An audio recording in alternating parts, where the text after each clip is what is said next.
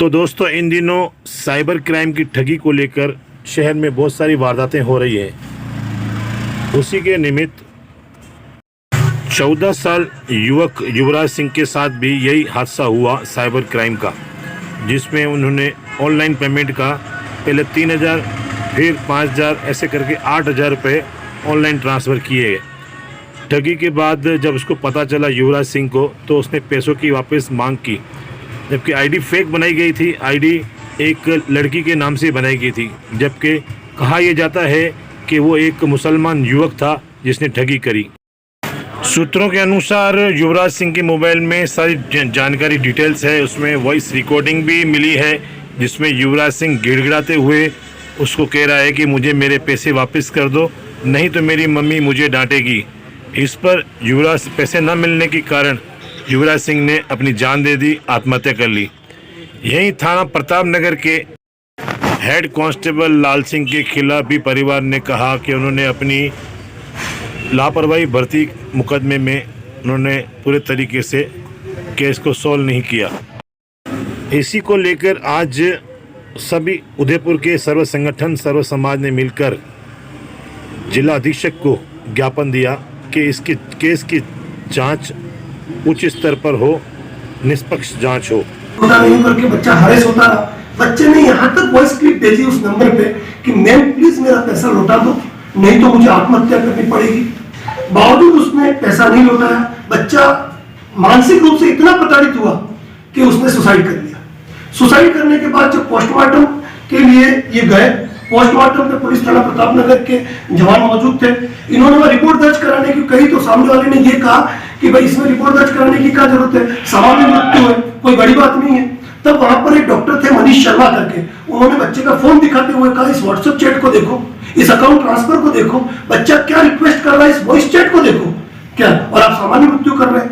FIR दर्ज हो गई 21/8/2022 को। 4 महीने बीत गए क्या, लेकिन आज तक इसमें पुलिस कार्रवाई शून्य इसीलिए है कि पुलिस थाना प्रताप नगर के जिस अधिकारी को अनुसंधान अधिकारी बनाया है, अनुसंधान की एबीसीडी नहीं आती है। जबकि इस मामले में बैंकिंग ट्रांसफर है, पेटीएम से लिंक अकाउंट है, अकाउंट की सारी डिटेल निकल सकती है। यहां तक कि अकाउंट खुलता है तो इंट्रोड्यूसर के सिग्नेचर होते हैं, और पुलिस चाहे तो मंदिर से चप्पल चोरी नहीं होता है। यहाँ 4 महीने हो गए हैं। ये आदमी, ये पिता इसका, ये तस्वीर लेके घूमता हुआ हर रोज जाता है पुलिस स्टेशन। इसको कहते हैं तू निकल यहाँ से, तू निकल यहाँ से।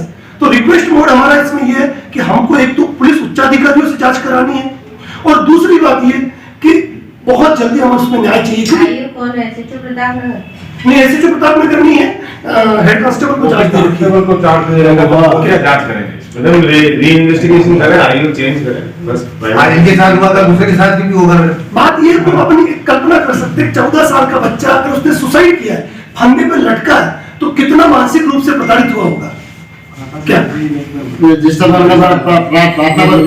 उसके नीचे में बोले कि आप लिख दो, आप उससे कोई शक नहीं, हम कोई करने में करने नहीं चाहते। ऐसा बोल क्या यहाँ ये जो लाल से भी उन्होंने फिर डॉक्टर साहब ने आया, फिर देखा। लेकिन आज उस टीम को बिखेर के किसी को सुखेर थाने भेज दिया, किसी को कोई और भेज दिया क्या। तो लॉ एंड ऑर्डर पूरी तरीके से निकल के आज से नहीं है इसके साथ से, ठीक है। आज इनके साथ हुआ था, दूसरे के साथ भी क्या है। आप करेगा ऐसे 50,000 रुपये साइबर ठगी तो खूब हो रही उदयपुर में। अब लोग शिकायत नहीं करा पा रहे। अब प्रशासन ही मामले ऐसा सोया हुआ है। मैंने अब और आपने साइबर ठगी का रीजन क्या है? अब मतलब खुद ही उलझते हैं ना अपन उसमें। प्रशासन की बात सुनो, साइबर ठगी हो रही है, पुलिस का काम है उसे रोकना, प्रशासन का काम है, इससे मैं सहमत हूँ आपकी बात। सही बात। लेकिन थोड़ी अवेयरनेस आम आदमी को भी रखनी पड़ेगी ना। अगर मान लो बच्चा आईडी बना रहा है, ठीक है, ये तो चलो इसके साथ हुआ जो गलत हुआ। बच्चा अगर आईडी बना रहा है, थोड़ा मदर फादर भी चेक करें, अपन बच्चों को खुला नहीं छोड़े, है ना। थोड़े अपनी जिम्मेदारी भी अपन को तो अपना रोल तो प्ले करना ही पड़ेगा। बच्चे ने ट्रांसफर किसके आईडी से किया पैसा? मम्मी के फोन से। मम्मी के फोन से किया, मम्मी को पता नहीं लगा? नहीं, वो पता नहीं किस फोन से चला गया। बहुत सारी चीजें होती है। बेटा मेरी बहुत चीजें। आइए सुनते हैं समाज जन का क्या कहना है इस विषय पर। कि एक 14 वर्षीय बालक साइबर ठगी का शिकार हो जाता है, और साइबर ठग का शिकार होने के बाद वह अपनी राशि को रिकवर करने के लिए उन आरोपियों से बार बार मिन्नत करता है। 14 साल का बच्चा एक वॉइस चैट भेजता है आरोपियों के नंबर पे कि प्लीज़ मैम मेरा पैसा लौटा दो, नहीं तो मुझे मरना पड़ेगा, तो मेरी मम्मी को नहीं बता पाऊंगा। ऐसी अवस्था के अंदर वह 14 साल का बच्चा मानसिक रूप से इतना प्रताड़ित हो जाता है कि वो फंदा लगाकर सुसाइड कर लेता है।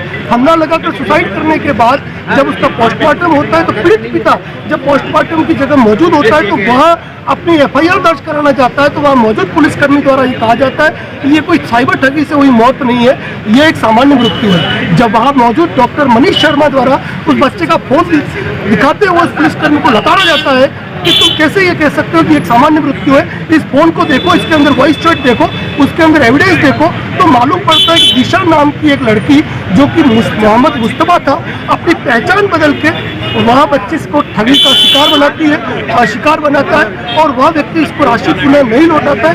इस अवसाद में आकर बच्चा सुसाइड कर लेता है। 21/8/2022 को IPC की धारा 302 के तहत FIR दर्ज होती है और आज 4 महीने बीत चुके हैं।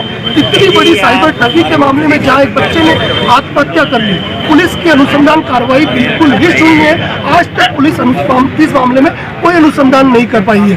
पीड़ित पिता हर बार पुलिस स्टेशन जाता है और इसको टरका दिया जाता है कि हम कार्रवाई कर रहे हैं। इस मामले में जब इस पीड़ित पिता को इंसाफ नहीं मिल रहा था और एक बच्चे के साथ ऐसी ठगी, ऐसे पुलिस अधिकारी ऐसे बिठा के जल्दी से जल्दी कानून के मौजूद कानून गिरफ्तार हो। और ये लाल सिंह हराम में आदमी है, एक साला मेरे बच्चे के मौत का खुद कर रहा था, उस पर केस नहीं बने, ऐसा काम किया था उसने। जब आप थाने में रिपोर्ट दर्ज कराएंगे तब आपके साथ किस तरीके का सलूक हुआ? समझ लिया, आगे कार्रवाई चल रही कर रहे हैं, वहाँ जाना पड़ेगा, इतना रुपया लगेगा, इतना खर्चा आएगा, गाड़ी लेके चलो, हम आपके साथ में हम लेके चले मुस्लिम को, आप चलो पकड़ के लेके आते हैं। आप पिता हैं, क्या चाहते हैं अब आप? मैं चाह रहा हूँ इनको केस इनसे हटा के बड़े आदमी को दिया जाए, जो इनके जो पुख्ता है उस मुस्लिम को पकड़ के लेके आ सके यहाँ पे। अधिकारी कार्रवाई बिल्कुल, अभी हम लोगों ने ADM मैडम को मिले और ADM मैडम ने हमें आश्वासन दिया कि हम लोग निश्चित इस ओर ध्यान देंगे और जो जांच अधिकारी उसको बदलेंगे, क्योंकि जांच अधिकारी मामूली हेड कांस्टेबल है, वो क्या बढ़ेगा इसकी जांच करेगा। और कहीं न कहीं मैं तो ये बात खुली बात होता हूँ, कहीं न कहीं पुलिस के ऊपर उंगली उठ रही है और आज उदयपुर की जनता वास्तव में त्रस्त है। इसलिए प्रशासन से हम लोग निवेदन किया अभी और SP साहब ने भी हमें कहा है। और देखिए वाकई में अब ये 14 साल का मासूम बच्चा आज इनका गया है, कल हमारा भी हो सकता है। उदयपुर की जनता वाकई में इस ओर त्रस्त है। अगर हम लोग नहीं, अगर इस पर ध्यान दिया प्रशासन ने तो कुछ भी उदयपुर की जनता उलट पड़ेगी। मेवाड़ है, खुला हम कहते हैं। इसलिए प्रशासन जाग जाए और बच्चे को न्याय मिले और जांच अधिकारी बदला जाए। आगामी दिनों में आपकी क्या रणनीति? आगामी दिनों में हम लोग अभी उनको 7 दिन का टाइम दिया हम लोगों ने। उन्होंने कहा अब देखते हैं, जांच अधिकारी बदल देते हैं ठीक, और अगर संतोष पर जांच अधिकारी आ जाता है ठीक है, और जांच अधिकारी के अलावा वो कोई रिपोर्ट देता है ठीक, वरना हम अगली जो कार्रवाई करें फिर उदयपुर उल्टेगा। ये किसी एक बच्चे का सवाल नहीं। आज यहाँ सभी आप देख लीजिए, यहाँ आए हैं सभी सिर्फ व्हाट्सएप ग्रुप से आए, एक संगठन के पदाधिकारी आए, समाज के प्रतिनिधि है, सभी लोग संगठन के लोग हैं। इसलिए देख लीजिए अब आप लोग उदयपुर की स्थिति क्या है। महासभा संस्थान से जिस तरीके से साइबर केस उदयपुर ही नहीं पूरे राजस्थान में जिस तरीके से ऑनलाइन ठगी का जो प्रयास किया जा रहा है, उस